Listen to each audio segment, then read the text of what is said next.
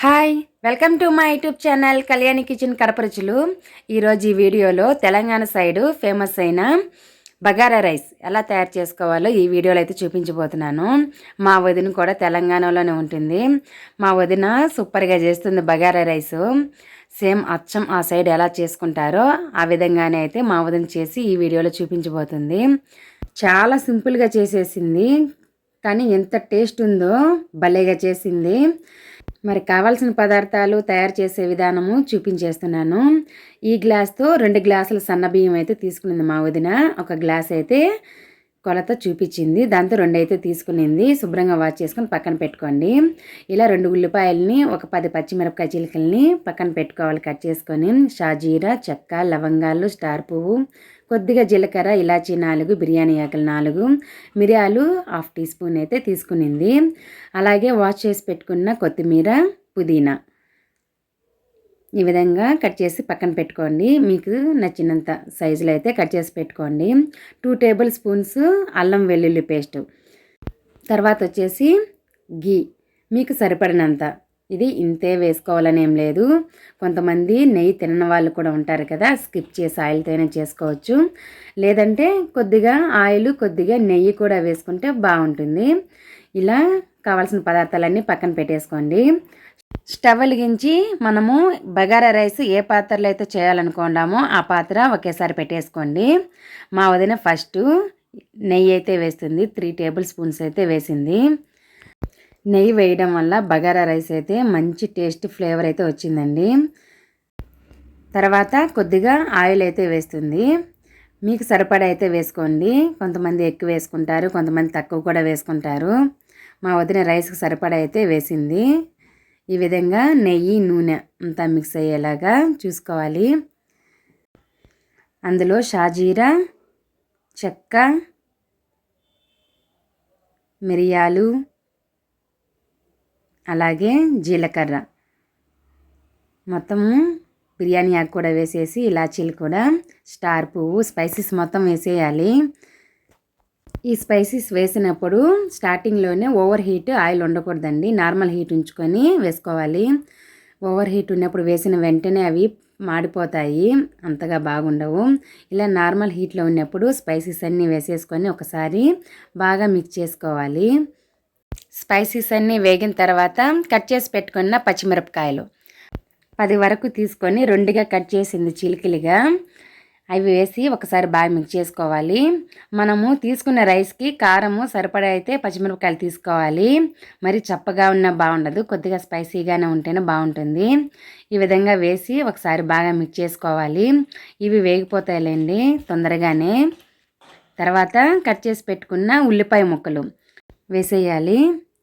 1 గ్లాసుకి 1 ఉల్లిపాయ చొప్పున తీసుకోండి. మీకు బగారా రైస్ మంచి టేస్ట్ అనేది ఉంటుంది. ఉల్లిపాయ ఎక్కువ వేస్తే బాగుంటుందండి, మరి తక్కువ వేసినా కూడా అంతగా బాగోదు. ఈ విధంగా ఉల్లిపాయ ముక్కలు కూడా వేసేసి హై ఫ్లేమ్లో పెట్టుకొని మంటని వేయించుకోండి. మరి లో ఫ్లేమ్లో పెడితే అవి వేగవు కదా తొందరగా.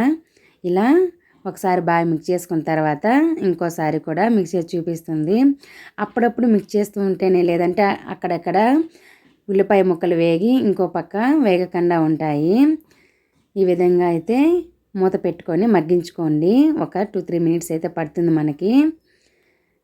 ఒక 2-3 మినిట్స్ తర్వాత ఇంకోసారి మిక్స్ చేసి చూపిస్తుంది మా వదిన.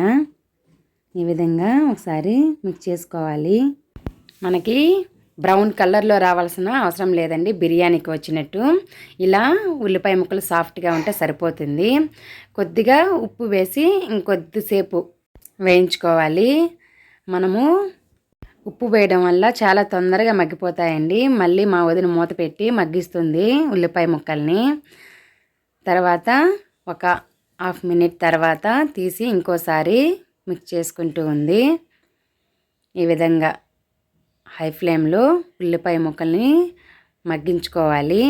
తర్వాత అల్లం వెల్లుల్లి పేస్ట్ 2 టేబుల్ స్పూన్స్ అయితే చూపించాను కదా, అది వేసేయాలి. ఒకసారి అల్లం వెల్లుల్లి పేస్ట్ని కూడా ఒకసారి బాగా మిక్స్ చేసుకోవాలి. ఇది పచ్చి వాసన పోయేంత వరకు కంపల్సరీగా వేయించుకోవాలండి. మనము ఏ కూరలో అల్లం వెల్లుల్లి పేస్ట్ వేసినా కూడా వేగకుంటే అది అసలు బాగోదు, బిర్యానీ అయినా లేదా ఏ కర్రీ అయినా కూడా మనము అల్లం వెల్లుల్లి పేస్ట్ బాగా మగ్గించుకుంటేనే బాగుంటుంది.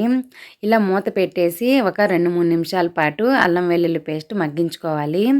చూస్తున్నారు కదా, కొద్దిగా మనకి అల్లం వెల్లుల్లి పేస్ట్ అయితే మగ్గింది, కలర్ అయితే చేంజ్ అయింది. ఉల్లిపాయ ముక్కలు కూడా ఇంకో 1 నిమిషం పాటు మగ్గించుకోవాల్సి ఉంటుంది.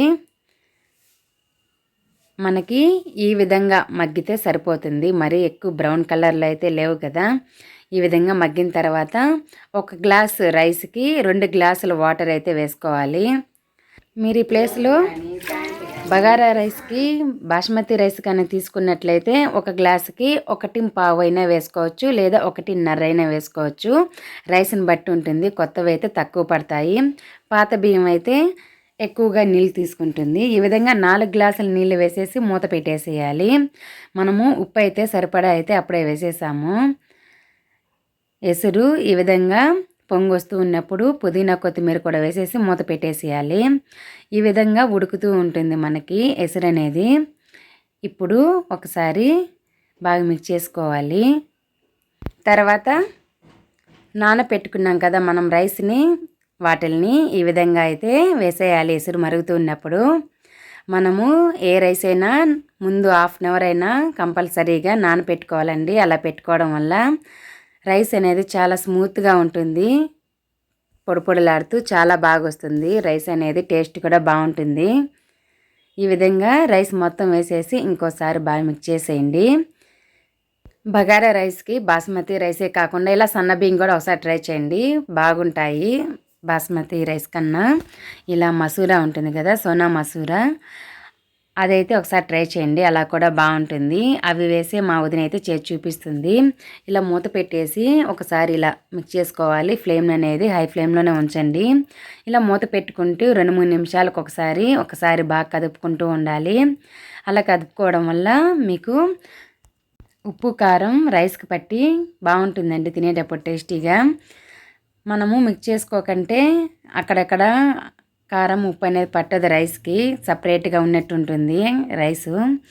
ఈ విధంగా మూత పెట్టుకుంటూ ఉడికించుకోవాలి. ఇంకా ఫ్లేమ్ అనేది లో ఫ్లేమ్లో పెట్టేసేయండి, ఎందుకంటే మనకి ఎసురు అనేది ఎక్కడా లేదు. ఇలా మూత పెట్టేసి లో ఫ్లేమ్లో ఇంకో 2 నిమిషాల పాటు మనము మగ్గించుకుంటే సరిపోతుంది. తేమ అనేది ఎక్కడ ఉండదు. చూస్తున్నారు కదా, తేమ ఎక్కడా లేదు, పొడి పొడిగా బాగా వచ్చింది.